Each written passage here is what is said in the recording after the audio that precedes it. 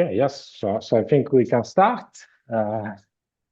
with this webinar, which corresponds to the discussion paper of Akira, Horiguchi, Cliburn, Chan, and Lima about the three perspectives on stick-breaking models in covariate-dependent mixtures. And as usual with the Bayesian analysis webinars, we will have also some discussant, which was an invited discussion. And in particular, we will have Steve MacEachern, Abel Rodriguez, David Dahl, which wrote a joint lecture with Gareth Page, Beatrice Franzolini, and Giovanni Rebaudo, who will then, after the seminar, which is kind of shared by all three authors,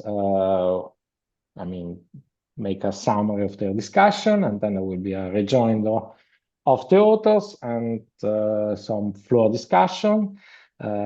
Since we are set in this webinar mode of Zoom, I think external participants cannot intervene in terms of speaking directly, but they can send their questions in the chat for the moment. And then towards the end, we actually try whether it's possible to let people speak. So just send the questions you have in the chat. If it's clarifications, I will interrupt the talk and ask the authors to reply. If it's a substantial question, I will leave it to the end. And yes, I think I said more or less everything. It's a great pleasure to have this first webinar of this new term with a new renewed board. And I'm happy to leave the floor to the authors. I think Lima is going to start with the webinar. And thanks a lot for being here to everybody. And let's enjoy. All right. Thank you, Igor. Hi, everyone. We're very honored and delighted to have the opportunity to share our research and to engage with the community. We very much appreciate this chance to present and discuss our work. And we want to start by thanking all of the discussants for their thoughtful contributions from which we learn a lot. This work would not have been possible without the support of the NSF and NIH, for which we're very grateful. So the methodology we'll discuss follows the general framework of discrete mixture models. In this framework, we work with an unknown mixing distribution model by a discrete random measure, where WK are the weights and theta K are the atoms. Now, the atoms typically serve as kernel parameters to model local structure through a kernel distribution H. This type of model is widely used in clustering applications and is the bread and butter of modern Bayesian and parametrics. In this context, WK represents cluster sizes, and theta K is usually the parameter that specifies a parametric kernel distribution, which determines the shape, tail, and other distributional characteristics of each cluster. For simplicity, we take the theta Ks to be independent and identically distributed from a fixed base measure, independent of the weights, although other strategies allow dependence among the weights exist. Among the atoms exist. The main technical problem we consider fits within the broader framework introduced by Steve MacEachern on covariate-dependent mixture models. In MacEachern's framework, covariate dependence could appear either in the weights or in the kernel parameters. Our focus here will be primarily on covariate-dependent weights. One of our main motivating applications comes from flow cytometry, although the technical developments we present are broadly applicable to other clustering problems as well. Now, in modern clustering tasks, the underlying data generative distribution can be quite complex. For example, in this flow cytometry study, about which my colleagues will speak in more detail, each row corresponds to a blood sample in which immune cells are profiled with multiple markers. Each plot shows a two-dimensional projection of the cells in pairs of markers. Now, each row can be modeled using a mixture distribution, and they share a lot of similarities. After all, these are all from human blood samples. One can consider a joint model that relates these rows using covariate dependency along with additional overdispersion modeled by random effects, which we will later give more details on. Now, note that individual clusters can have unusual shapes. They may be skewed, heavy-tailed, or otherwise not well described by any simple parametric family. Looking across subjects, even clusters representing the same cell type can differ in shape and location from subject to subject. Sometimes this is referred to as sample miscalibration, which is prevalent in such studies. These features all pose significant challenges for reliable clustering in these applications. Although we will not draw on them in this talk, it is important to acknowledge that without accounting for such some complexities, the clusters identified by model-based methods may lack interpretability and can be highly sensitive to the choice of kernel parameters. Now, when covariates are present, a common practical question is how those covariates influence the clusters. For example, in flow cytometry, how covariates affect the abundance of different cell types. Because of the challenges outlined earlier, it is essential to ensure that the inference is robust to the choice of kernels and other model specifications. With large sample size typical of flow cytometry, any model misspecification will be amplified in the likelihood. Without such robustness, the resulting clusters may be neither interpretable nor stable with respect to small changes in the model specification. To address these issues, we adopt the coarsening techniques introduced by Miller and Dunson 2018 in this work. From this point on, I will focus on modeling assumptions and constructions for the mixing weights WK. Now, the particular class of models we use for the weight variables is the well-known state breaking processes. It got its name from a constructive procedure that starts with a unit length stick. At each step, you randomly break off a piece and keep that piece as the weight for a given cluster, then continue breaking the remainder again and again. Now, this process can, in principle, continue indefinitely or stop after a finite number of breaks, which corresponds to a maximum number of clusters in the model. You can view this as a generative model on the probability simplex, the space of non-negative weight vectors whose components sum to 1. Now, in the Bayesian nonparametrics literature, a seminal paper by Ishwari and James 2001 defined a special class of generative models based on the state breaking paradigm. In this framework, the state breaking pieces denoted by the VLs here are drawn independently from beta distributions, with each break potentially having its own beta parameters. This corresponds to the generalized Dirichlet sampling model on the simplex, where the parameter vectors ALs and BLs specify the generalized Dirichlet distribution. Within this class, two particularly well-known Bayesian nonparametric models have such a representation. One is the Dirichlet process, and the other is the Pittman-Yor process, which is specified by two free parameters governing the sequence of beta state breaking variables. Now, however, to obtain a valid model on the simplex, we only need each VL to lie between 0 and 1, and they sum up to 1. So they do not, not the VLs, the WKs to sum up to 1. They need not follow a beta distribution, nor do they need to be independent. This observation motivates a broader construction by binary GLMs. Simply apply a link function, for example, a probit or a logit transform, to map the VL to unconstrained real values and place familiar parametric regression models or stochastic processes on the transformed variables. Now, following this idea, Abel, David, and colleagues have introduced the probit state breaking process and the logistic breaking process, both of which use common parametric families on the real line to model the transformed state breaking weights. Beyond the paradigm where the state breaking variables are modeled independently, there are other state breaking mechanisms that lead to well-known Bayesian and parametric measures whose state breaking weights are not necessarily independent. The most prominent example is the class of homogeneous normalized random measures with independent increments, or NRMIs. Now, this family includes several familiar BMP models as special cases, as outlined in this diagram. Favaro et al. 2016 derived a general form of state breaking distributions for this broad class of random measures. Their results show that in general, the state breaking weights within NRMIs are not independent. In fact, the only special cases with independent state breaking weights known so far are precisely the Dirichlet process and the sigma stable NRMI, which is a special case of the Pittman-Yor process. Now, there are additional state breaking processes proposed in the literature. Two models introduced about a decade apart share many similarities. Now, in 2010, Ryan Adams and co-authors introduced tree structure state breaking process. And in 2021, Stefanucci and Canale introduced the multi-scale state breaking process. Now, both of these models define a state breaking construction on a tree that reflect some underlying structures of the data.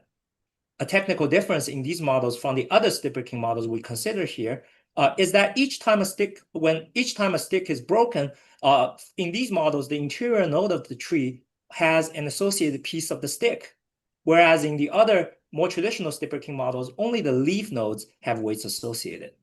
Now, from this perspective, the state breaking processes we consider, including the traditional ones, can be viewed as a special case of these more general multi-way split constructions. when the interior node piece is set to 0, the processes can reduce to the standard state breaking model. This simplification, though, is helpful in attaining ease in Bayesian computation in the presence of covariates due to the connection to binary regression under dyadic splits. Beyond random probability measures, there are also other state breaking processes for other Bayesian parameter models that do not define probability distributions. A well-known example is the beta process, which is widely used in latent feature models. Now, this concludes our quick review of related state breaking models in the literature. Now, let's return to our main theme and motivation for our work. Our goal is to generalize the traditional state breaking process. Instead of restricting the stick to be essentially split along a one-sided lopsided tree, we allow the stick breaking mechanism to operate on a more general dyadic tree topology. But what motivated us to consider such a model? In their seminal work, Ishwara and James derived the full conditional distribution for the variables VL given the cluster assignments. With independent beta priors on these variables, the full conditionals remain conjugate beta distributions. This observation is important because the multinomial likelihood for cluster labels can be generated sequentially as a sequence of binomial experiments, right? First, decide whether an observation belongs to the first cluster by a coin flip. If not, it goes to the other clusters. You can flip another coin to decide if it goes to the second cluster, and so on and so forth. Under this decomposition, conjugacy of the binomial model with respect to the beta prior naturally yields a beta posterior for each VLs. Now, if you're familiar with the polytree model, you'll recognize the same prior posterior update. In polytrees, this update does not depend on the tree being one-sided. This implies that if we replace the traditional one-sided state breaking scheme with any arbitrary dyadic tree topology and place independent beta priors on the state breaking variables whenever a split occurs, we still obtain conjugate beta full conditionals.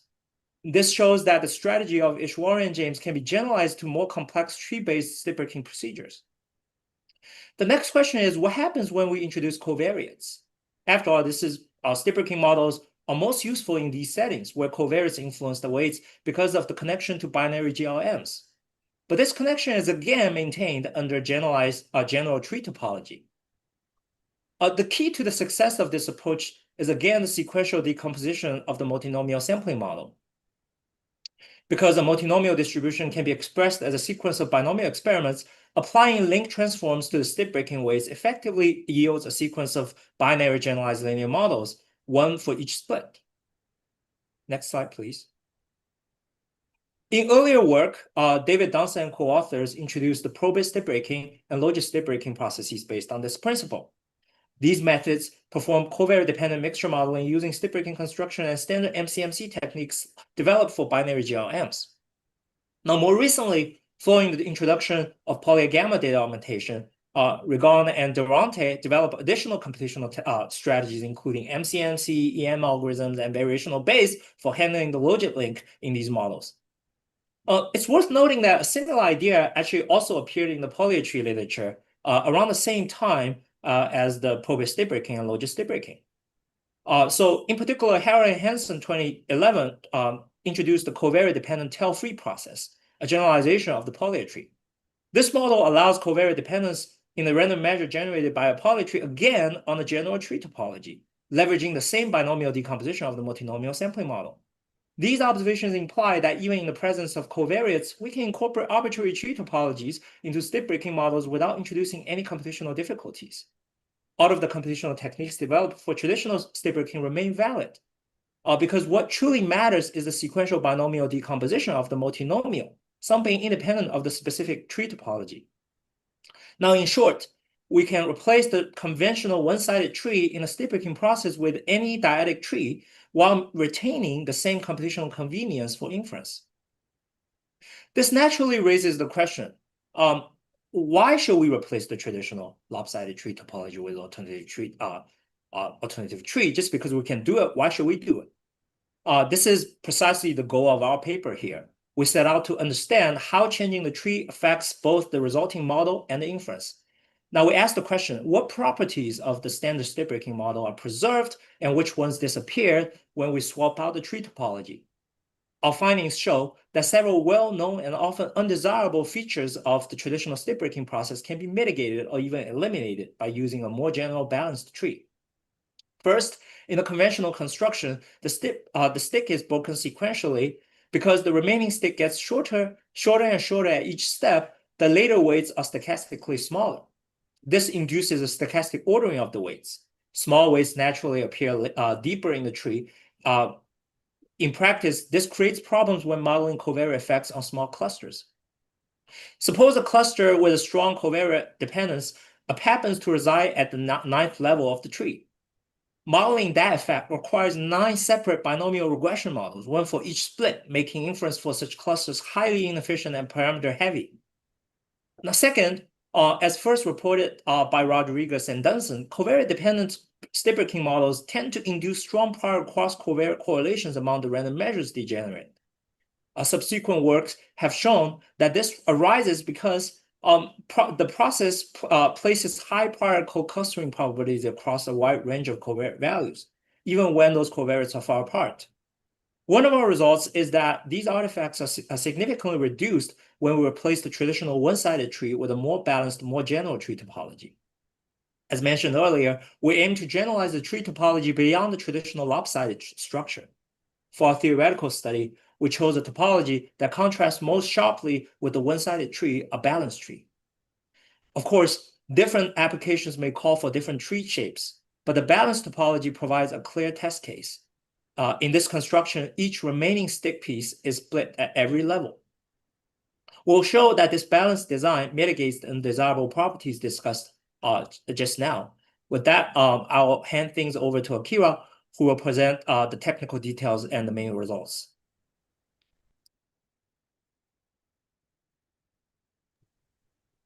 Okay, thanks, Lee. Okay, so to more easily compare the impact of the two stick breaking approaches, we'll express the stick breaking weights using a different indexing notation, which will allow us to later present results that apply more generally to any tree topology. So here we'll start indexing the nodes using this binary string notation. So here the index will be a string of zeros and ones. So 0 just indicates that the node is a left child of its parent, and then a 1 indicates that the node is a right child of its parent. And so using this indexing notation, we can express a stick breaking weight under either the lopsided tree or the balanced tree using this formula here. So here the weight at some leaf index is equal to a product of either the splitting variable or 1 minus the splitting variable of the nodes, the ancestor nodes. So we'll further assume this tail-free condition. So what this means is any two splitting variables are going to be independent if they belong to different levels of the tree. So for example, at the root node, we have this splitting variable, and so it's always going to be the only splitting variable at this level. And so this is going to be independent of these splitting variables at the next level down, which are going to be V0 and V1, which in turn are going to be independent of the splitting variables at the next level below, and so on. Okay, so with this, we can construct a finite mixture as follows. So we can construct these weights using stick breaking, and then we can generate these atoms independently from some user-specified base measure G0. And then we'll refer to this as a tail-free tree stick breaking process.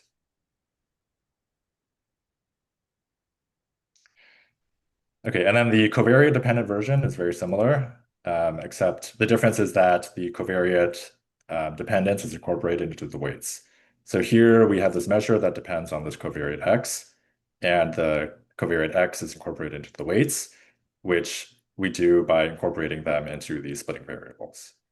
So here, this expression is exactly the expression that we had earlier, except now it depends on covariance. So Lee mentioned earlier that for the lopsided tree stick breaking, there was this strong lower bound in the cross-covariate correlation between two random measures. So here we're going to look at this more closely for a specific model. So here we're going to consider these two covariates and the simple model on these splitting variables. So here the two free parameters are sigma 1 squared and sigma 2 squared. So these are just the diagonal elements of this covariance matrix.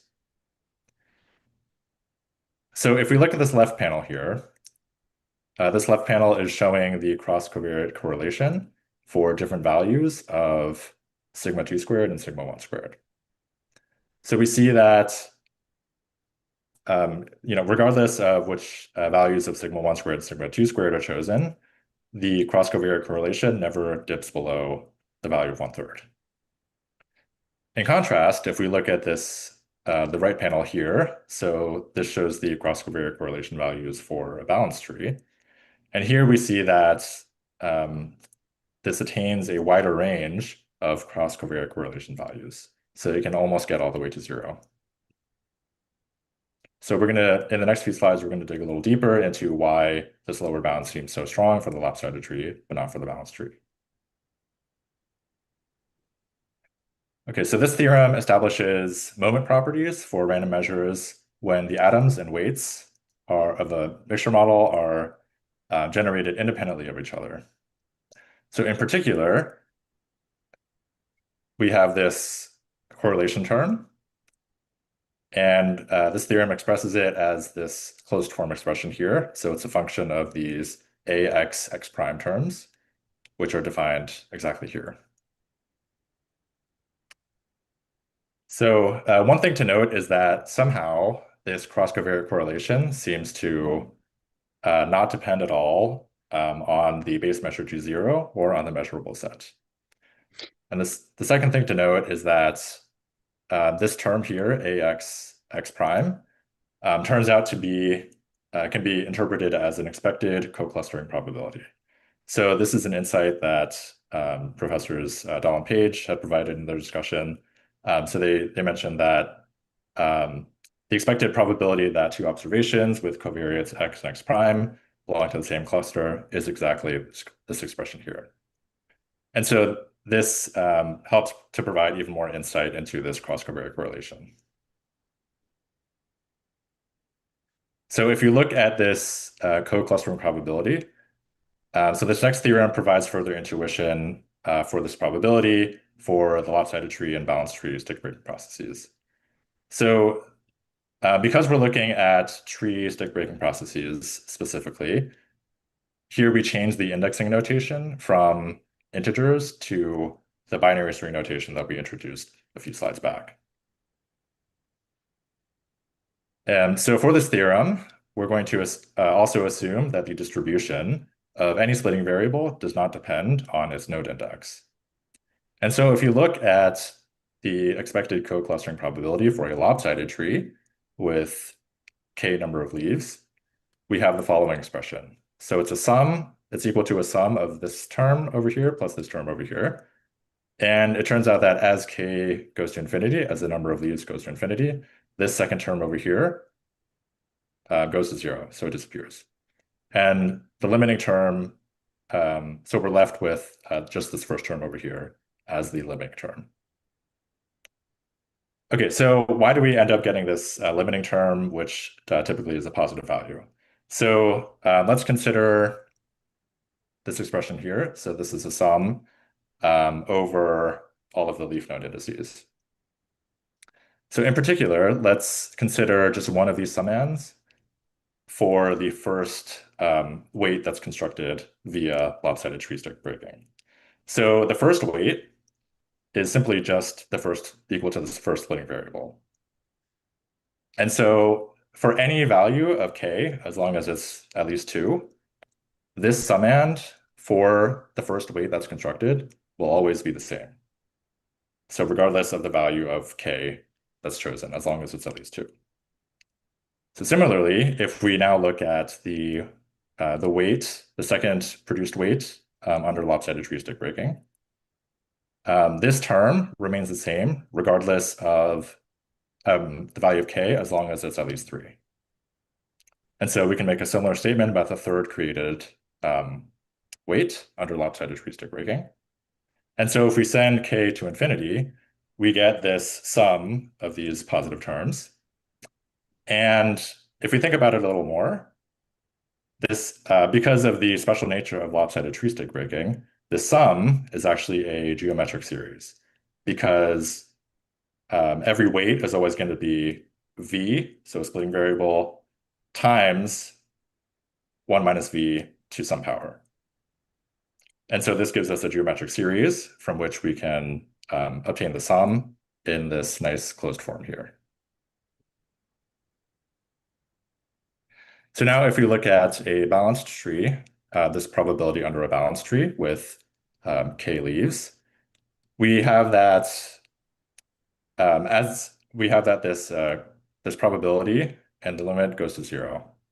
So to get some intuition behind this, let's consider, so as the number of leaves is incremented, so for a balanced tree, we know that the number of leaves has to be a power of 2. So as the number of leaves incremented, at the previous tree, the leaf nodes of the previous tree, the mass that was in that leaf node must get split into 2 smaller masses as the tree level gets incremented. And so this is true for every single leaf node. So this explains, so none of the masses gets preserved as the number of tree levels increases. So that explains why the expected co-clustering probability under this assumption goes to 0 as the number of tree levels increases to infinity.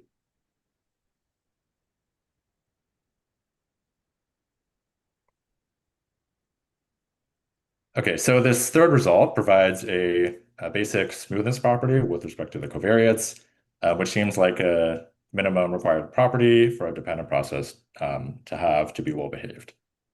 So 2 things we want to point out here in this theorem. So this theorem just only requires smoothness assumptions in the first 2 moments. The second thing is that even with a balanced tree, this correlation still has a limit of 1.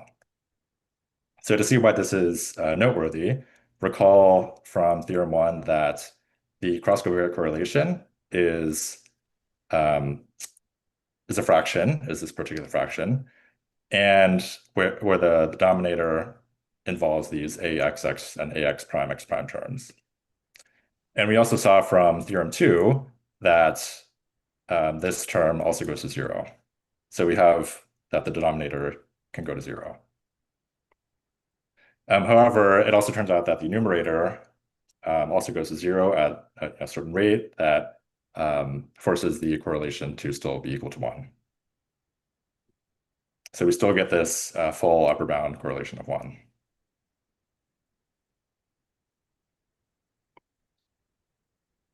Okay, so our final theorem regards how the approximation error in terms of the Wasserstein distance of a balanced tree stick breaking process depends on the tree depth.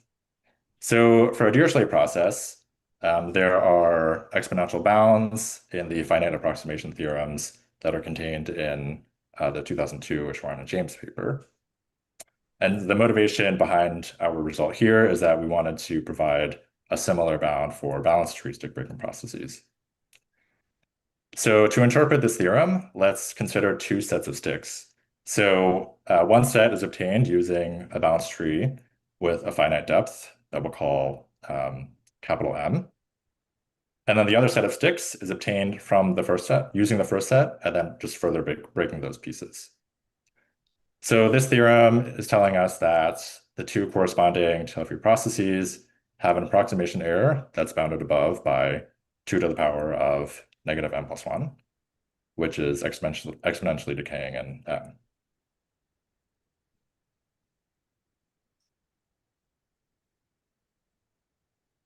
Okay, so far, the theoretical results that we provided didn't specify any particular distribution on the splitting variables.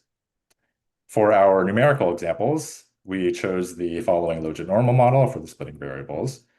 And as Lee mentioned earlier, the paper by Rigon and Durante provided 3 different posterior inference algorithms. So we ended up using the Gibbs sampler, which relies trivially on the tree topology. And so it's easy to apply this Gibbs sampler more generally for tree stick breaking mixtures.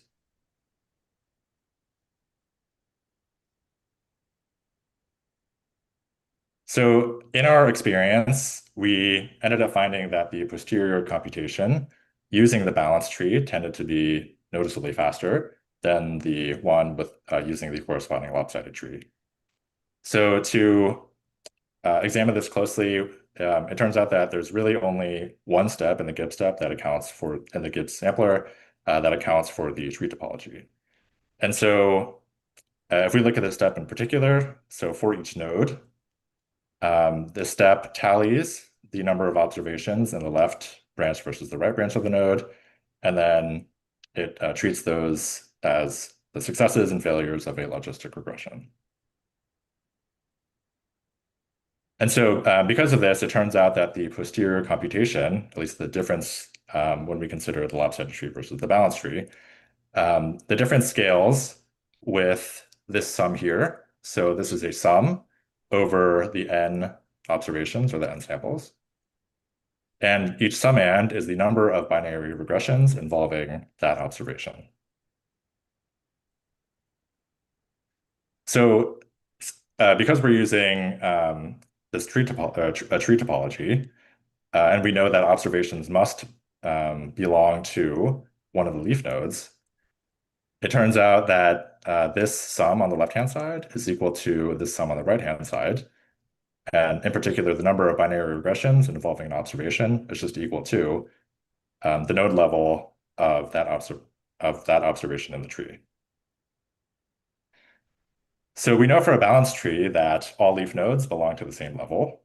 And so each summand here actually ends up being the same for every observation.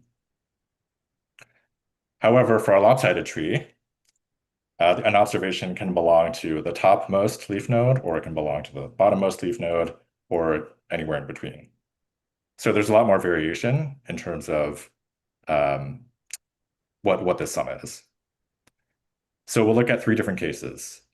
So one case is where the vast majority of the observations belong to the topmost leaf node, in which case the number of binary regressions involving the observations, this sum becomes very small. So that corresponds to, let me zoom in a little bit. So this corresponds to this set of points here. So we can consider this as like a best case scenario for the lopsided tree in terms of the number of computations. So the worst case would be when the bulk of the observations belongs to one of the leaf nodes that are very deep in the tree. In which case, the number of binary regressions involving the observations becomes large. And so we can consider that to be the worst case scenario. So that corresponds to this set of points here that are denoted by these L's.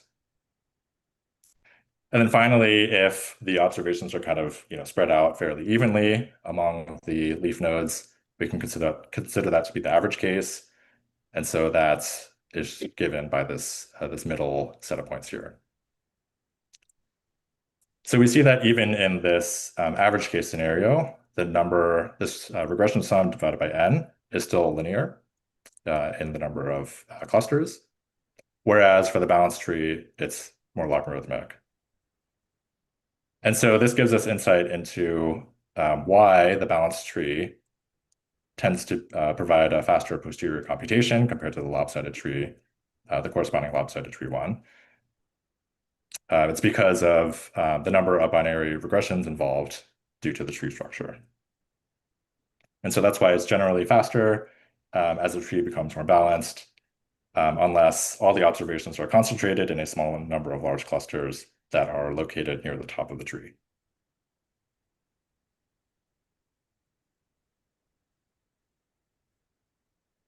Okay, so next we'll talk about our flow cytometry study. So Cliburn will provide a brief description of what flow cytometry is and descriptions of the data sets. And then after that, I'll go into more detail about our model specification and our results. Thanks, Akira. So flow cytometry basically is a biomedical assay to evaluate the states and types of single cells in solution. It's very widely used across all of medicine. As an example, if you search on PubMed, you found approximately 10 times as many papers on flow cytometry as you do for single-cell RNA-seq. And flow cytometry basically relies on labeled antibodies to specific proteins. So in this example, you can see that we have antibodies against protein A and protein B on the cell. And generally, if there are more copies of protein A on a cell, then the more antibodies to protein A will be bound. And in this example, well, if red represents protein A, then you see more red signals.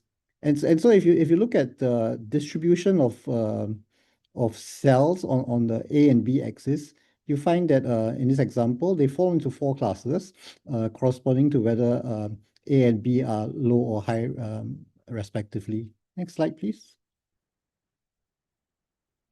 And the reason we use flow cytometry as an example for this model is that flow cytometry actually collects huge numbers of events per second, and so you're able to gather a lot of data.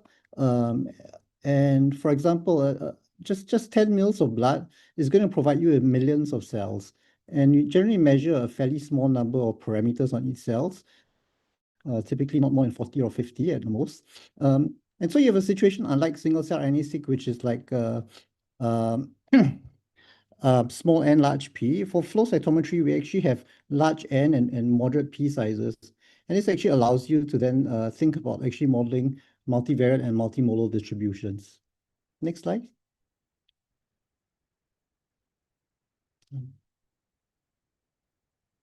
Akira, are you going to continue here?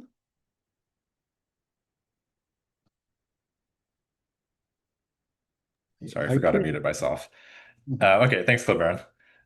Okay, so with this description of flow cytometry, we can go into the study. And so our inferential goal is to quantify the association between a patient's age and their T cell type proportions. So we want to emphasize that this is not a longitudinal study, and that each patient is sampled from only once rather than repeatedly over a long time period. So because of this, we'll pursue our inferential goal by comparing patients of 2 different age groups. So the first age group is the patients between 50 and 66 years old, and then the second age group will be those who are between 18 and 29 years old. Okay, so we'll pursue this goal by first clustering the total number of cells by fitting a dependent mixture model, in which, given this fitted model, ideally each cluster will correspond to a T cell type, in which case we can take the weight vector for the older age group, so this, and then take the weight vector for the younger age group, and then use the difference to infer changes in T cell type proportions over time. So we also want to note that inference on the weights, posterior inference on the weights is available using the posterior distribution on splitting variables. So now that raises the question of, okay, how do we specify the model, an appropriate model on splitting variables? So we have to take into account the structure of the data. In particular, these cells are grouped by the subject that they're taken from, or the patient that they're taken from, and then the patients themselves are grouped by batch. And so we account for these group effects in the weights by including random effects in the splits. So more specifically, for each subject, each split will include a fixed effect for the covariates, a random batch effect, and a random subject effect, as shown in this panel here. So here, psi is just a 2-dimensional vector, either 1, 0 or 1, 1, based on which age group the subject belongs to. And that both the fixed effects and random effects are modeled using normal distributions. And you can see the graphical representation of the model on the right-hand side.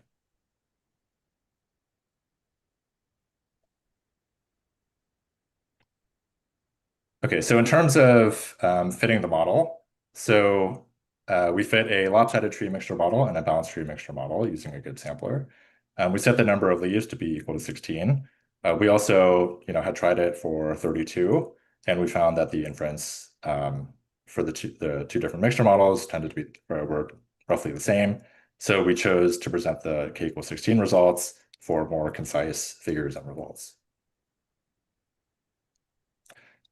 So one more thing to note is that both models use cross-sample calibration to account for the subject data being collected in different batches, as done in a previous Bayesian analysis paper by Horiguchi and Cliburn and Lee.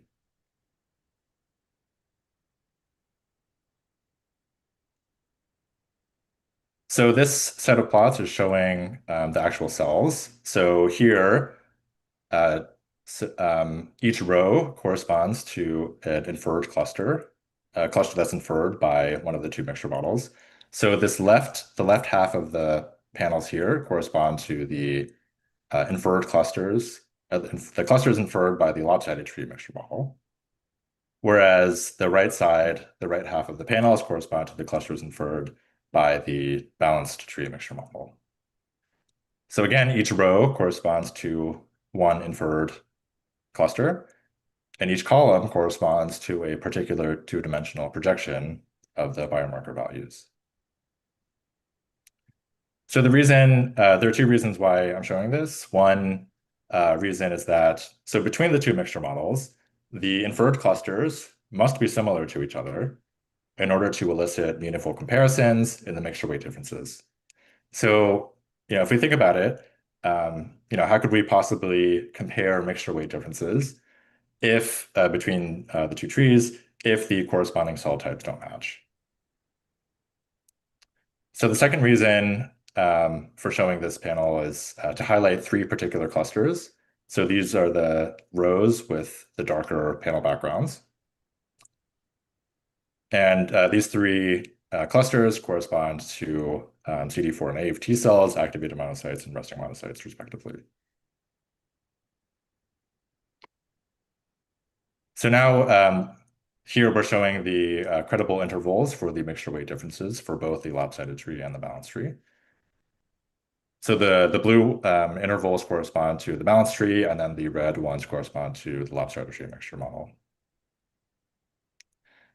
So in particular, we're highlighting the intervals for the three clusters where the intervals are away from 0. So these intervals correspond to the three clusters that were highlighted in the previous slide.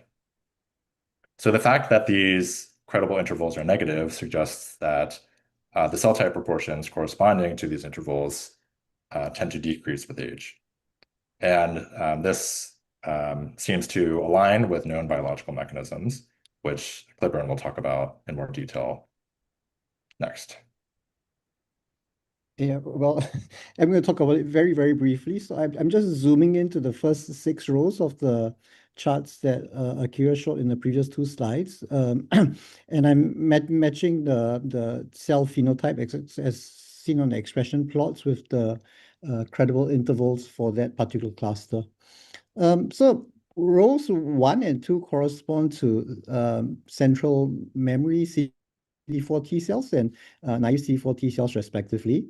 And you can see that from the credible intervals that the central memory T cells have higher proportion in the older age group, while naive T cells have a higher representation in a young age group. And this makes perfect biological sense because naive T cells are antigen inexperienced, and over time you expect to encounter more antigens, and so naive T cells gradually become converted into memory T cells, of which central memory T cells is one aspect. So this makes a lot of sense. Another example, rows 3 and 6, which correspond to activated and quiescent macrophages respectively. And again, you see that activated macrophages tend to increase with age, while quiescent ones tend to be overrepresented in young people. And this again is consistent with known biology suggested as we age. Our immune systems in general get more pro-inflammatory. And then rows 4 and 5 actually show sort of potential limitation of these clustering methods in general, in that they seem to show a mixture of at least 2 cell types within each cluster that are not fully resolved. So I won't talk much more about them. And I think the next slide, Akira is just going to summarize the whole study. Yeah, thanks, Cliburn. Okay, so yes, here I'm just going to summarize, what we've done so far. So, in our work provided a tree perspective on stick breaking processes. So in particular, we saw that a balanced tree helped to provide more control over the prior cross-covariate correlations, as well as provide more parsimonious parameterizations of covariate effects. In addition, using a balanced tree had the same computational ease as using the traditional lopsided tree stick breaking, and in many cases actually provided better computational scalability. So here are our references, and thank you very much. Okay, so thanks a lot to all the authors, to Akira, Cliburn, and Lee for well organized, actually, the presentations, which you alternated very well. Thanks a lot, and let's start with the discussion. So it's actually a random order, but Steve came out on top, and so Steve will start with the first discussion, and he should be able to upload his slides. Yeah, now he's sharing them, and so please, floor is yours, Steve. Thank you. The hardest part is to unmute. I think we all know the struggles of Zoom. Thanks to the authors for, not only an extraordinary paper, but in fact, a wonderful, wonderful presentation that I know I certainly really enjoyed. I presume since people have signed on to the webinar that they are very interested in the material and the work. There's much more in the paper than could be caught in the webinar. And so I highly encourage a good, careful read of the paper. Remarkable depth and insight. And I just loved it. Trying to put together a discussion, there was so much to talk about in the paper that I had to kind of pull back and just kind of restrain. And so I'm going to focus only on 2 issues for the discussion. One has to do with this notion of stick breaking. And it goes back to, something in a sense that's very popular in the spatial community, where people say, what looks like one person's mean function is captured by another person's description of dependence in a process, when you're thinking about Gaussian process modeling and things like that. And I think there's something which is very much the same in terms of stick breaking. And it's tied to this notion of, is it a lopsided stick break or is it a symmetric stick break? You can shuffle things around in many cases to be either more lopsided or more balanced. And I think there's great value in thinking about that. In particular, it's not only the theoretical properties and the models you write down, but the computational issues are big and real, especially if you're dealing with the data sets of the size of the flow cytometry data set. So stick breaking, we know there's just the classic stick breaking argument that Seth Raman wrote about so convincingly. For me, this really comes from the Polya-Ern scheme and just seeing everything develop a little piece at a time. And, there's a paper that Jeong Lee and I wrote about that. You first generate something, and once you have one observation, one of the thetas in the author's notation, then there's a question of how much mass is attached to that. Well, you've got one there, and you've got the remaining mass, I've called it M here, for the remainder of your base measure if it's a Dirichlet process. That's just a beta 1M variant. And then you just recurse. You repeat that again and again and again. Every time you get a new location, new theta, you just say how much mass. And of course, that's a portion of the remaining mass. It's just a break of the stick. So stick breaking is very natural when it comes to these constructions. It really just comes straight from the old work of Blackbull and McQueen that you have to dress up and be careful about on the mathematics. The same thing extends, of course, from the Dirichlet process to much of the more complex models, where you actually have covariates and you build dependence in the covariates. And there the question is, what kind of stochastic processes do you write down to capture that dependence? And I should say it's not limited to Dirichlet processes, but anything which has this flavor, this feel. many of which are driven by beta distributions because of the conjugacy properties.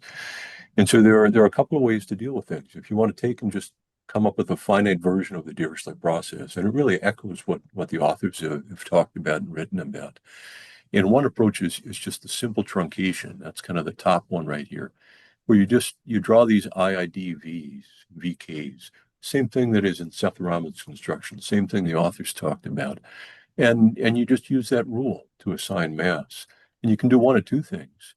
When you come to the end of your finite number, you can put all the mass in the last component, and that's what the authors have done. Or alternatively, you can say, well, what I'm going to do is I've got mass for k components, but they don't add up to 1. Just rescale. And in practice, given sort of the geometric feel of how the weights disappear, there's very, very little difference between these two models in a practical sense. Mathematically, they're a little bit different, but very little difference, whether you use approach 1 or approach 2, just to make the probabilities add up to 1. But the beauty is something that that I've used for years, and in fact recommended to Imant when he was down here at Ohio State years ago, and in a very successful computational strategy. And that is that you can view the Dirichlet distribution as in product beta format. And whether it's conjugate or not, if you read Diaconis and Ilvasaker's paper on conjugacy, they'd say not quite conjugate, but it still behaves as if it's conjugate for all of the modern uses of conjugate models for computational properties. And so you could just have a nice balanced Dirichlet process, say the same probability in every category if you want, or you can play with those. And all you do is you say, let's think about this as a sequence of betas. For the first one, what part of the stick do you break? And it's just a single break. And, the Dirichlet, you lump categories together and you get a beta. And it's just that first one. And then you say, I've got a probability. Now let's think about the remainder. And it's just, further stick breaks. It just step along all the ways. Question for the authors on this, because we're running late, I guess. Kind of a question of, back to that question, what's in the mean? What's in the variance and covariance you're capturing? For the lopsidedness, there are beautiful things that you've come up with, great results. The theoretical results I love, by the way. And yet there's kind of a question of, are there things you can exploit? When you think about in your balanced trees at top levels, would you like to structurally make those different than the levels that are below? For example, making them far more balanced, closer to 0.5 rather than being a little bit more extreme. Questions of how do you tailor and play with what you have to get things that are even a little bit more effective. Just the extra little touch, I'm going to go quick here. There's a little bit about mixed models in general and the role of nonlinearity.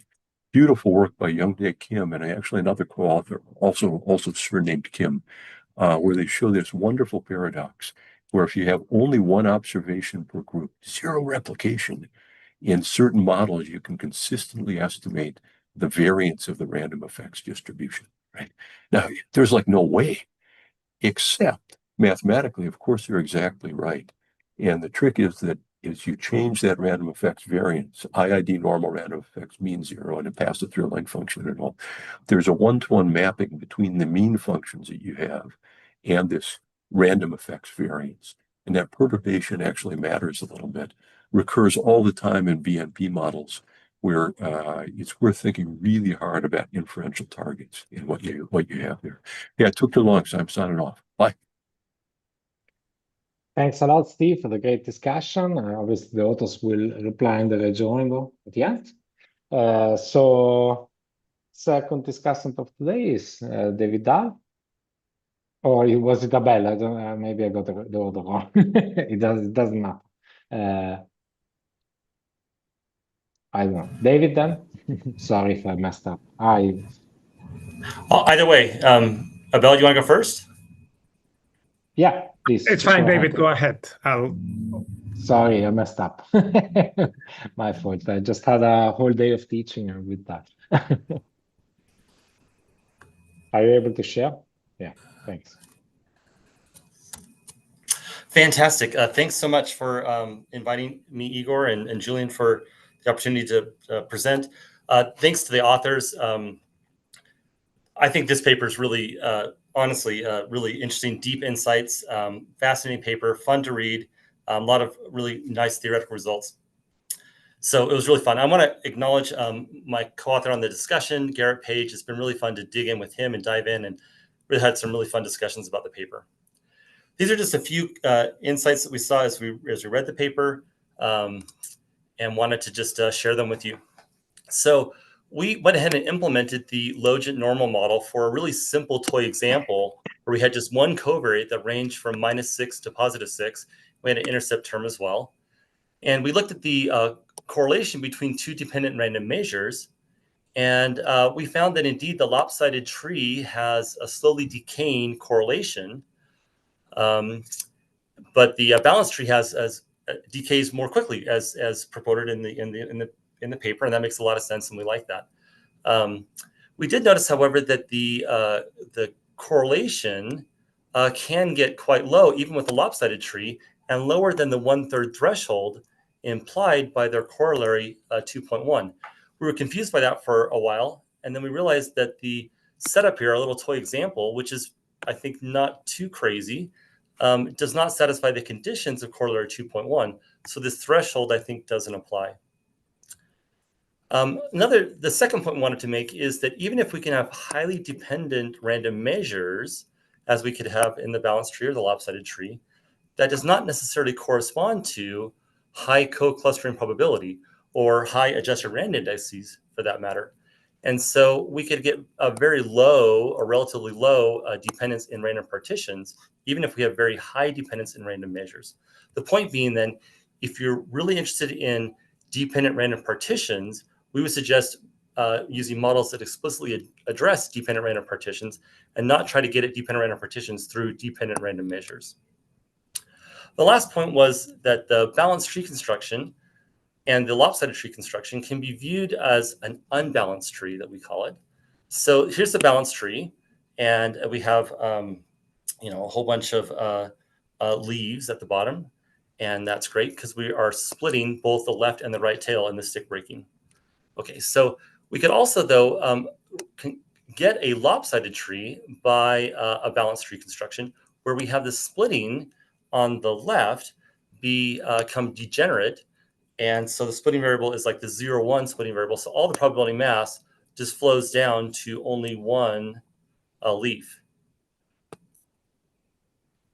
And the idea then is that, oh, that's an interesting idea. So maybe we could do some kind of compromise between the two where we don't have this degenerate splitting necessarily. It's a stochastic situation where we split left and right. And each time we split, we have a probability or a chance of doing this degeneracy where we get to a 0, 1 splitting, or we continue to go down and do this non-degenerate things. And so the idea is that it's a generalization of the balanced tree and the lopsided tree, each of those being special cases, what we're calling this unbalanced tree. And that then gives us a random number of leaves, or at least leaves with non-zero weights. And that's, I think, a nice thing to think about. We'd like to think oftentimes about a random number of nodes, random number of leaves, random number of non-zero atoms. We also noticed something kind of curious is that the expected correlation among the weights is something we plotted as a function of the covariate distance. We found that indeed the lopsided tree has slowly decaying correlation. And this is where the number of leaves is 16. And the balanced tree has a faster decay. This is where, again, k equals 16. But we found that the expected correlation can become negative. We thought that was a little bit curious. That artifact gets less severe as the number of leaves increases to, say, 64, but it's still present. And even when we have 1,000 leaves, we still see a little evidence of this, I think, odd negative correlation. When we do the unbalanced tree, where the expected number of leaves is 16, we don't see that behavior. At least we see just only a little teeny bit. But when k equals 64, it goes away completely. So by way of conclusion, congratulations to Akira, Cliburn, and Lee. I think this is a fascinating paper and recommend everyone to read it. We had a question about the lopsided tree. It indeed does slowly decay its dependence, but does that decay go to 0 eventually? Also, a strong correlated measures does not necessarily imply strong correlated partitions. And if you want to investigate correlated partitions, we recommend models that explicitly address correlated partitions and not try to obtain them through correlated measures. Finally, the generalization, we have this unbalanced tree that we think is a generalization of the lopsided tree and the balanced tree. And we very much speculating, but wonder what kind of properties that might have, because it can preserve some of the things we like about the lopsided tree, and can it take advantage of all the neat ideas in the balanced tree. With that, I'll stop. Thank you very much. Thanks a lot. So also to David. And now I pass the floor to Abel. And again, sorry for messing up the order. Apologies for that. Thank you, Igor, and thank you, Julian. Thank you to the authors for an excellent paper. I actually have more slides than the previous two, so let me try to go through this quickly. I think it's a great contribution. The idea of going beyond residual allocations, which is what we more commonly do when constructing stick breaking priors, is, I think, elegant and useful, and I think it opens actually a number of avenues to think about these models that will be useful. Another thing that I would like to highlight is that the literature in non-parametric models has exploded over the last 20 or 25 years, and we don't still quite understand in practice necessarily which models work better for which circumstances. So I think that looking at this kind of comparative analysis in the context of an application is something that should be done more, and it's, I think, another very useful contribution of the paper. I'm basically gonna focus the discussion on 3 points. One is that a lot of the theory and the illustrations in the paper are focused on what I'm gonna call symmetric, overusing the word symmetric perhaps, weights or splitting probabilities, I should say, that have a mean of 0.5. And I think that that's unnecessarily restrictive, and I'm gonna try to explore some of the consequences of that. Another one is that there is some interconnection between the selection of K, the parameterization of the model underneath, and the priors that are used for the parameters of the splitting variables that are all interconnected and need to be kind of be thought through together if you want to think about quote unquote fair comparisons. And so just trying to think about what a fair comparison means when you look at these flexible models is an important question. And then I have a couple of words about defining infinite balance trees, which is one topic that is touched on the paper where I think some more work can be done.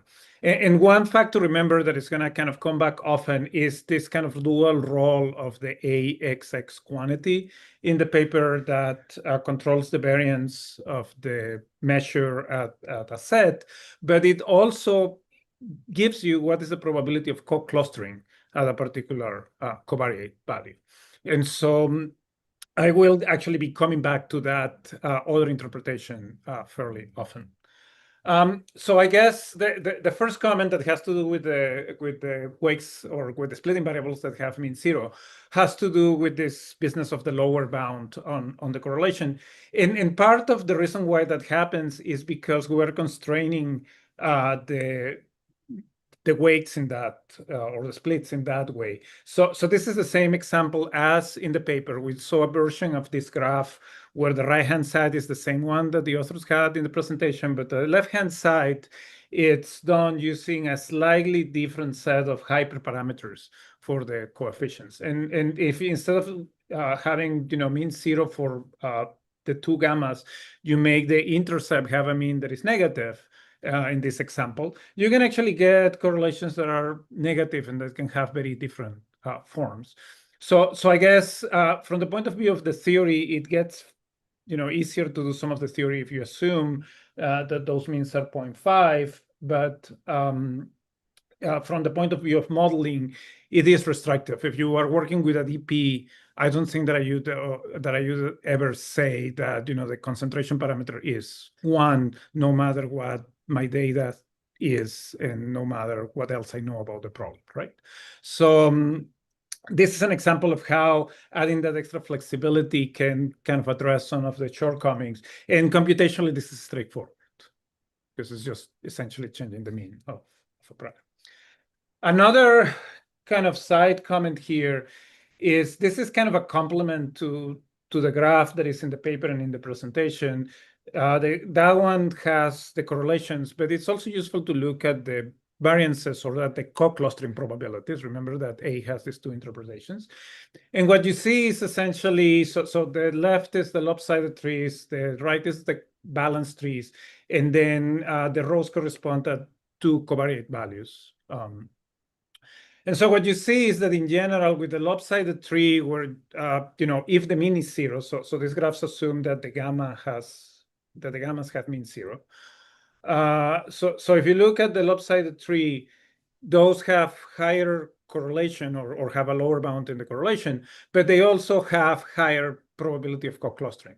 So the two things in some sense go together, and it actually provides. So you can flip that around to have a way to think about what some of the results, some of the theory results in the paper. So one of the reasons why the correlation goes to 0 with the balanced tree is essentially because when K grows, you have no clustering.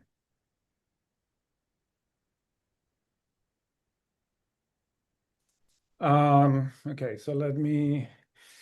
And this is kind of built on that. So this is another graph. The y-axis there should be the expected value of. So I forgot the expectations when I did the graphs.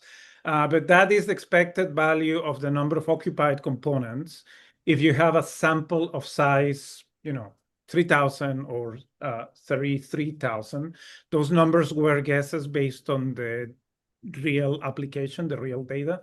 But the overall picture is clear. So what you have with the lopsided tree is, because of that geometric structure, basically once you hit a moderate number of leaves, it doesn't, so K tilde doesn't change. So the expected number of occupied components is always the same. When you have the balanced tree, the largest your maximum of components is, the largest the expected number of occupied components are. This is something that is noted already in the paper, but has implications for the application. And so let me kind of talk through that a little bit. So the first one that is, maybe less important, but I would still like to highlight, is that here, not only it's different across rows, but it's also different across columns, right? So the variance that is being assumed in practice for the application for the older group versus the younger group of women is different. And that may make sense. There are applications where that is indeed the case. I have worked, for example, with PSA data, where for older males, you expect more variability in the PSA indexes than for younger men. So that could be something desirable in a data set, but it wasn't clear here that you expected essentially different levels of clustering across the two groups that in the application. The other observation here is that, again, for K16 and 3,000 roughly, and for one of the two covariate values that are relevant, essentially the lopsided tree has as the expected value of the number of occupied components about half the number that you get from the balanced tree. If your maximum is 16, these differences are actually pretty substantial. And so one question is, how much is the difference that we're seeing in the posterior a consequence of essentially very different priors on the predictive distribution of the data? And the last one is, so actually these K tildes are concentrated on values that are very close to K, to the 16, so it's 14, 15. So how much are the results being influenced by the upper bounds, right? So you're really hitting the upper bound, and you have this situation where if you increase K and you keep all the other pieces of the model the same, you're essentially just growing what is the expected number of occupied components that you expect. There is also, in my experience, issues with the mixing of the MCMC once your K tilde is very close to K. And I guess the last one very quickly is, so most of the results in the paper assume that the distribution of the splitting variables is constant across levels.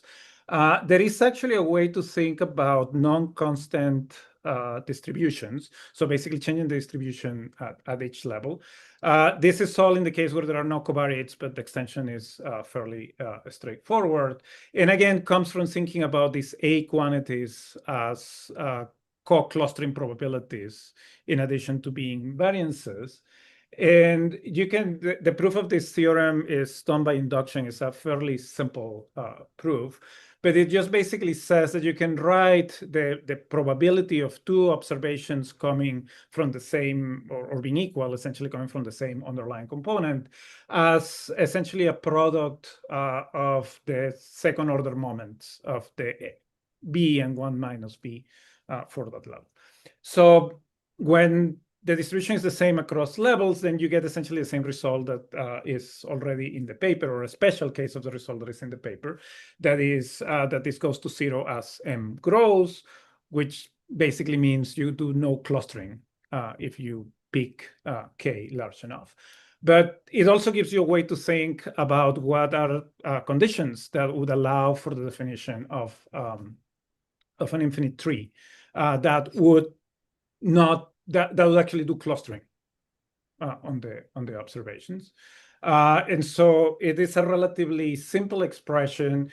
You can make some more progress by picking a specific distribution. So if you pick a symmetric beta where the parameter just changes as you go down the levels of the tree, you can see that, for example, a polynomial rate, which works for Polya trees, doesn't work here. But if you do an exponential decay, you have some hope of actually finding a series that will define a tree that is well defined. So I think this kind of extends some of the comments that are in the paper, and this should generalize to the logit normal model that is used more generally in the paper. So just to kind of wrap this up, I would like to kind of espouse a principle that is, when you are going to compare models, you should try to compare models that imply similar predictive distributions for the observables. You, of course, cannot match everything, but you need to pick kind of what are the key characteristics of the predictive distribution that matter for your application, and then try to make sure that the models that you're feeding kind of match that. This is not my idea. This goes back at least to an old paper by Berger and Perici on model selection, where kind of a similar principle is espoused. So I think that we should translate that here. And what that means is that for a given data set, given an A and given a K, you don't just use the same underlying parameters for everything. You need to actually match the parameters of the splitting probabilities so that the implied, say, expected number of occupied components or the correlations or the variances are similar, and then compare those two models. And I think that there is some interesting directions in terms of thinking about the species sampling models that are implied by the tree topologies.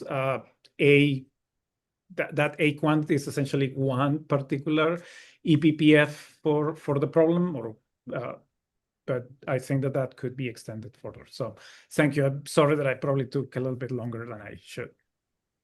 Thanks a lot, Abel.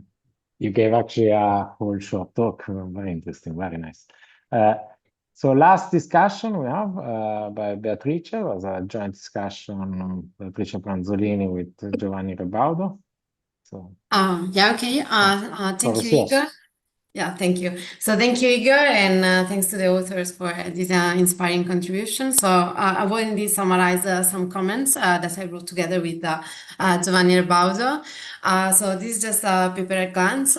So the contribution originates like realizing that we can recognize this tree topology underlying classical stick breaking processes, and the authors proceed in extending these tree topology underlying stick breaking processes, and in particular they focus on dyadic trees where they impose a tail-free condition, which is this independence condition for the splitting variables. And this seems particularly convenient, this generalization, and which is tractable when we want to construct an entire collections of random probability measures that are here.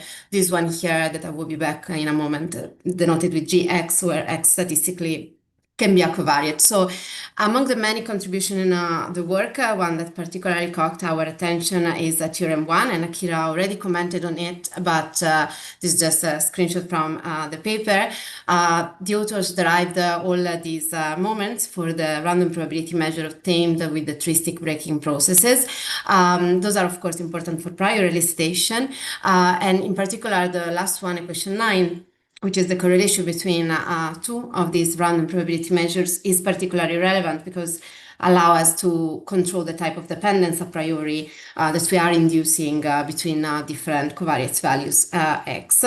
And my first comment is regarding this correlation, but before going to the correlation, our first comment originates noticing that the tree stick breaking construction studied by the authors can be intended as a particular case within a class of processes that I recently studied, not only with Giovanni, but also with Antonio Leo and Igor Prunser, that are the multivariate species sampling processes. This class is quite general, and so is defined in this line here in the slides. I hope you can see my my pointer. And basically, it's quite general because we do not assume any specific distribution for the weights. And why we do so is because this is the class that characterizes partially exchangeable random partitions. Noticing that the tree stick breaking construction can be intended as belonging to this class, basically we can also say something more about the results in Theorem 1, and in particular we can directly link and rewrite the correlation between two random probability measures via tree stick breaking processes. For instance, when the two random probability measures are equally marginally distributed, this correlation simplifies to the ratio between a probability of tie between two observations sampled from the two random probability measures over the probability of a tie between two observations sampled from the same random probability measure, which of course in a mixture model are not. This the y are sampled from the random probability measure. Of course, in a mixed model, they're going to be the latent parameter, and so these are going to be probability of co-clustering a priori. The same result can also be written as a functional of the partially exchangeable partition probability function. But what I really would like to stress about this correlation, which is probably the most interesting point, is that tree stick breaking processes not only are inside this class that we recently studied, but they belong to a specific subclass, which is nonetheless quite large. And for this specific subclass, not only the correlation can be expressed in terms of probability of ties, but also these results hold. And so this will hold also for the construction in the author study. And so basically, when the correlation is equal to 1, this is enough to conclude the two random probability measures are going to be equal almost surely. And when the correlation is equal to 0, the two random probability measures are going to be independent. And these two, of course, can also be considered as limiting cases. So we can imagine the correlation going to 0, tending to 0. What is going on is that the random probability measures are becoming independent. And so actually, this result, I think, is maybe quite interesting, especially or applied to this construction, because it tells us that actually the correlation here is capturing even more than linear dependence, at least a priori. So I have just other two super quick comments. The second one regards the choice of the truncation depth for the tree. This, of course, is particularly relevant if we think about the balanced tree structure. The authors already comment a little bit on this in the paper. We still think that future kind of research would be very much interesting, both letting K going to infinity and maybe working with different distribution for the splitting variables, and also allowing K to have some prior distribution, and so basically obtaining some kind of mixture of tree stick breaking processes. but we think, of course, that this can be the ways also to get some form of full support that can open the doors to frequentist consistency results, both in terms of density and number of components in a mixture model. My super quick last comment basically relates to the extent of generality of this class of processes. So we were wondering if we consider to have somehow already represented the law of a certain random probability measure, and then we pick a certain tree structure, let's say that will have enough leaves, it is always possible to find some splitting variables that can represent a given random probability measure, possibly giving up on the tail-free condition. And quite naturally thinking about this, we were also wondering if the tail-free condition has some kind of different interpretation when it comes to the random probability itself. So what it tells us that a random probability measure can be represented by being a certain tree topology with the tail-free condition. And here the idea is that maybe knowing something about this question can help us have new representations and maybe also new computational tools for random probabilities that we already use and know. That's it. I went too long, and so I will just conclude thanking the author for rich and inspiring contributions. And here I have some references of what I said. Okay, thank you. So thanks a lot to Beatrice. Yeah, been pretty quick. And so, well, we can move directly to the rejoinder also because we are a little bit late in terms of schedule. So I don't know who of you will present. Well, the sharing will be by Akira, I guess. Yes. And Yes. so please, floor is yours. Thank you. Let me make this full screen. Well, you don't have half an hour because that would be the minimum to reply to everything, which has been pick a subset because it was really quite extensive, the discussion. Very nice, very interesting, all of them. Thank you. Yes, we definitely agree. I definitely agree. So we want to thank the discussants for providing such high quality discussions, both the written ones and the presentations today, and for their very insightful points. So we organized our rejoinder talk around the following themes. So the bulk of this rejoinder will revolve around this first theme here. So this first theme involves the beneficial aspects that we saw when we used a balanced tree-stick breaking approach. So this first question asks whether it's possible to get these same benefits by keeping the lopsided tree-stick breaking approach, but setting a more bespoke specification on the splitting variables. So this this question was inspired by a point made by Steve in his discussion. He mentioned that the weights, so weights with this particular symmetric Dirichlet distribution can be obtained by a lopsided construction with independent stick breaks that follow this particular beta distribution here, where the second parameter relies on the index of the splitting of the stick break. So the idea behind this stick breaking specification, I mean, Steve talked about it, but I also made this plot here just showing the beta densities for particular values of capital K and capital M. So we can see that for smaller values, smaller indices, there's a small amount of mass that gets sent to the left stick piece, but then as the index increases, the amount of mass that gets sent to the left also increases as well.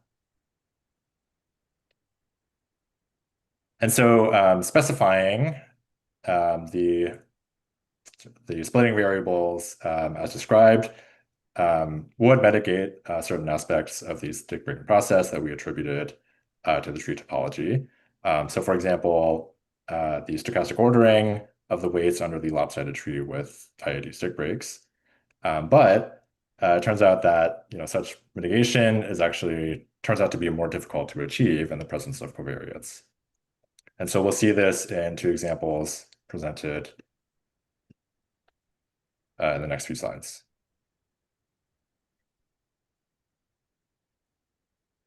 Okay, so the two examples that we'll present will involve this cross-covariate correlation under the following logit normal model on the splitting variables.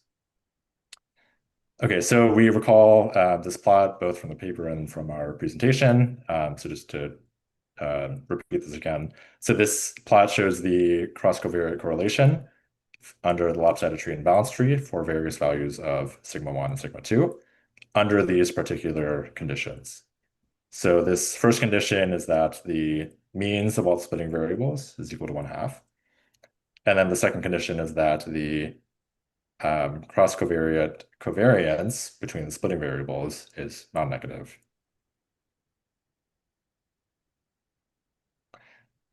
So the two examples were actually presented in the discussion, so we can go through those pretty quickly. So the first one comes from Abel's example. So in this example, the condition that doesn't get met is this equal probability split assumption here.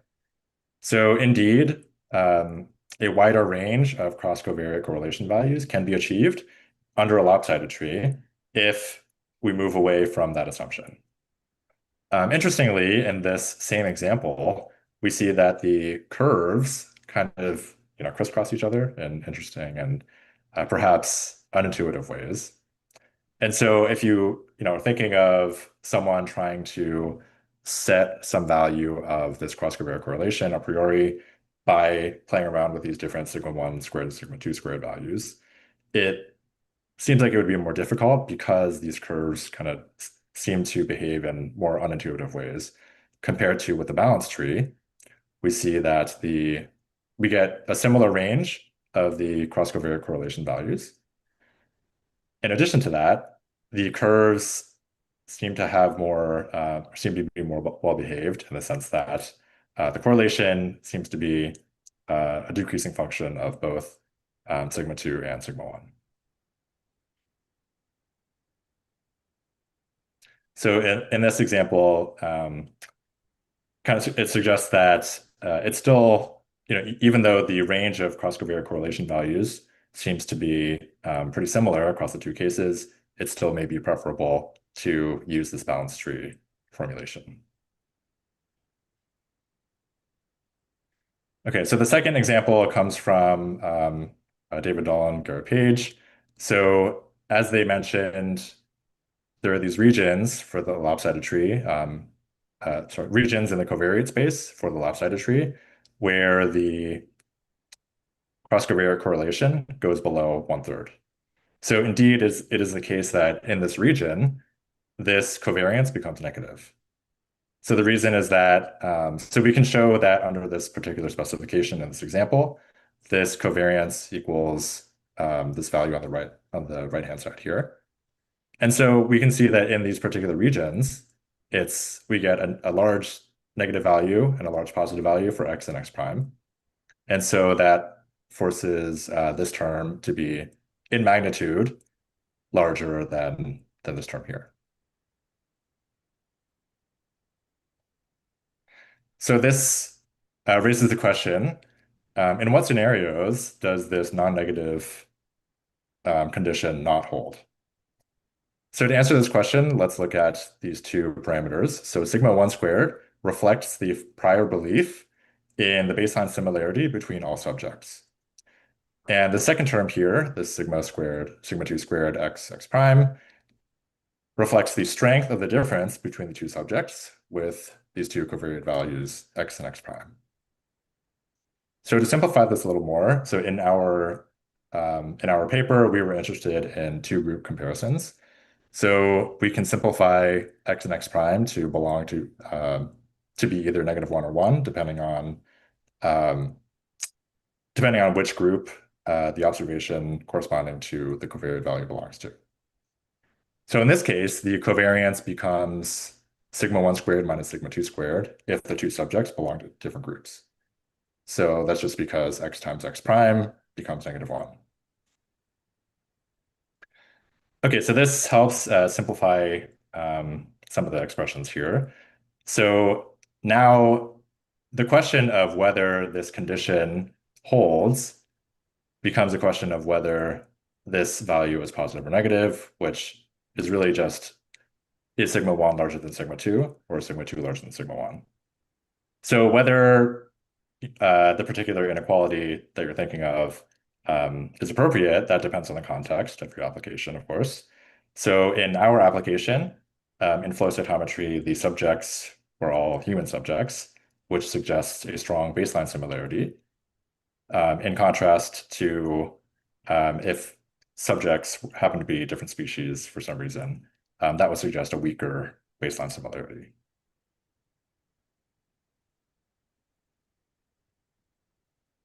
Okay, so a final note on this theme, as Beatrice mentioned in her discussion presentation, this correlation, which our previous examples relied on, actually ends up having more very nice properties, especially the bidirectional properties when the correlation is equal to 1 or 0.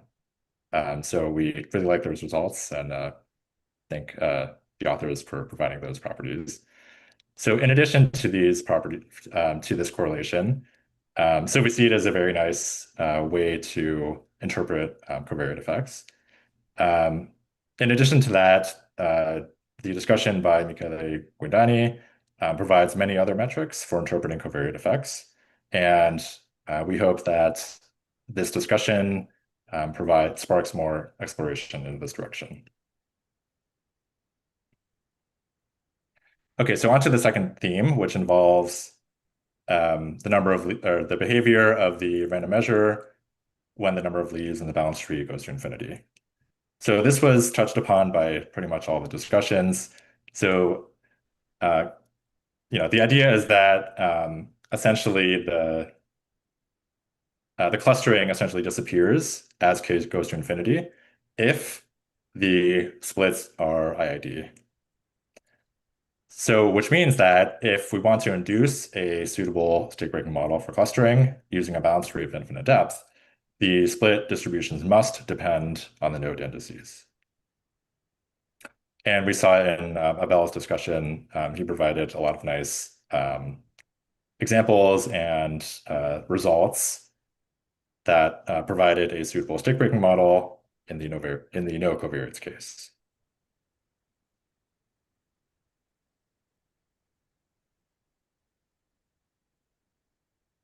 Okay, so another strategy for genuine non-parametrics and full support is to put a prior on the tree topology.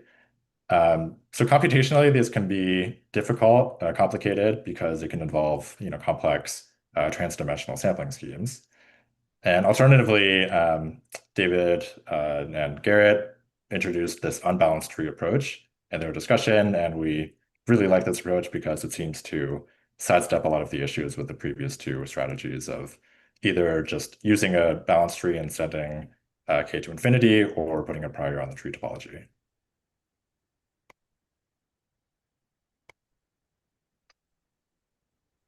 Okay, so finally, this third theme involves posterior computation. So in our experience, we actually found the MCMC mixing to behave better under a balanced tree.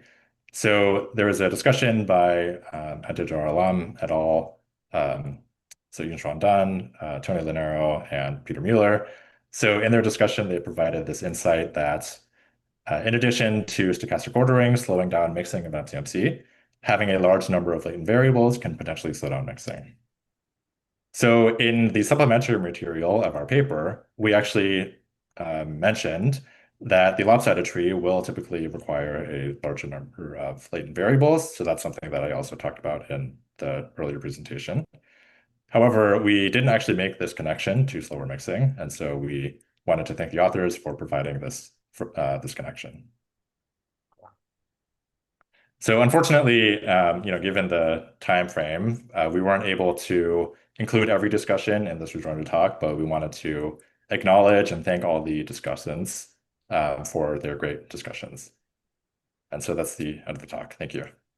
Thanks a lot, Akira, and thanks again to all the authors, to all the discussants for this great webinar. We are already way beyond the maximum amount of time we decided. I'm not particularly good at interrupting people also because the discussions were all very interesting.